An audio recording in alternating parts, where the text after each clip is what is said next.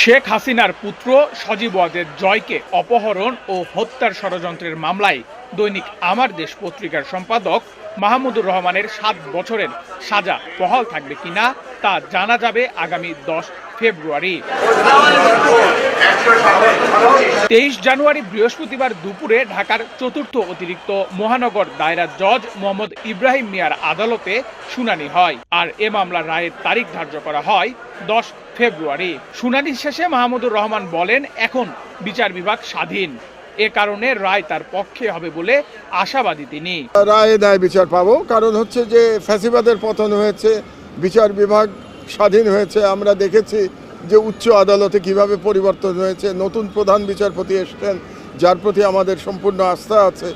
গত বছরের ২৯ সেপ্টেম্বর ঢাকার additional chief metropolitan magistrate Mahbubul হকের আদালতে আত্মসমর্পণ করে আপিলের শর্তে জামিন আবেদন করেন মাহমুদুর রহমান। শুনানি শেষে আদালত জামিন আবেদন নামঞ্জুর করে তাকে কারাগারে পাঠানোর আদেশ দেন।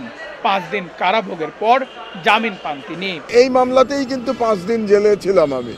আমি বিদেশের 6 বছরের নির্বাসিত জীবনযাপন করে দেশে ফিরেই আমি জেলে চলে গেছিলাম। আমি কিন্তু আইনের প্রতি শ্রদ্ধা দেখিয়েছি, আমি সারেন্ডার করেছি, জেলে গেছি, এখন আবার আমি আইনের মাধ্যমেই লড়াই করছি। শুনানি শেষে মাহমুদুর রহমানের আইনজীবী তানভীর আহমেদ জানান, এই মামলা ষড়যন্ত্রের মামলা ছিল, যার কারণে কোনো সাক্ষ্য প্রমাণ ছাড়াই আগের জজ 7 বছরের সাজা দিয়েছিলেন। এভিডেন্সের উপরে ভিত্তি করে মামলার রায় দিতে লাগে।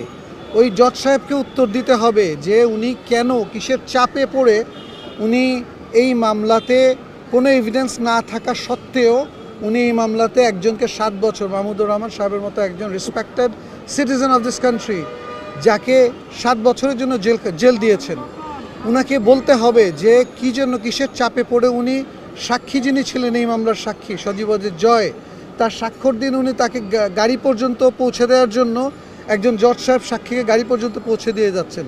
এটাতেই তো প্রমাণ হয় যে পুরো মামলাটা একটা মেলাফাইড, একটা বায়াসড একটা মামলা। এর আগে ২০২৩ সালের ১৭ আগস্ট ঢাকার তৎকালীন additional chief metropolitan magistrate Asaduzzaman Noor এ মামলার রায় ঘোষণা করেন। রায়ে সাংবাদিক শফিক রেহমান, দৈনিক আমার দেশ পত্রিকার সম্পাদক মাহমুদুর রহমান, মিজানুর রহমান ভুইয়া সহ 5 জনকে 7 বছরের কারাদণ্ড দেন আদালত। নেহাল আহমেদ প্রান্ত, বাংলাদেশ প্রতিদিন।